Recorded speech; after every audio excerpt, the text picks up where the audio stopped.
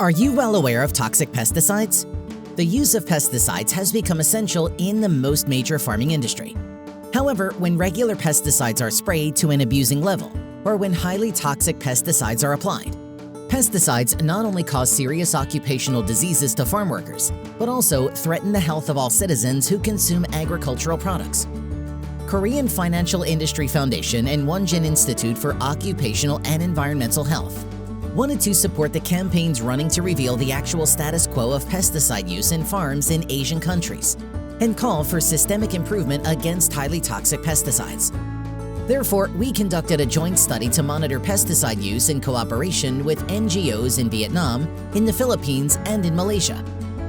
Vietnam's CGFED and CCI delivered human urine, household dust, and crop samples from farms and farm workers, as well as their spouses and children living near farms, to the laboratory in Korea. IDIS in the Philippines similarly collected human urine samples and household dust samples from farm workers, their spouses, and children. CAP in Malaysia collected and delivered vegetable and rice crop samples to Korea. All the samples were delivered to the Wonjin Institute for Occupational and Environmental Health in Seoul, Korea for analysis.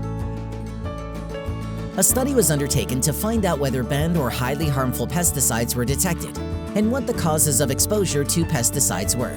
Research results were highly surprising. Toxic pesticides were detected in various samples. Of the 125 pesticides detected, 66 were classified as highly hazardous pesticides, and many pesticides that were legally banned in the collected country were included.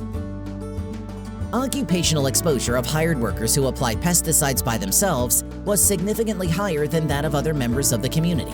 In addition, 35 pesticides found in farmhouse dust were banned and or not approved by the EU. Communities around the farm were also found not to be safe. In particular, the urine samples from children in the region were found to have higher levels of pesticides than the average concentrations of children in the United States and in South Korea.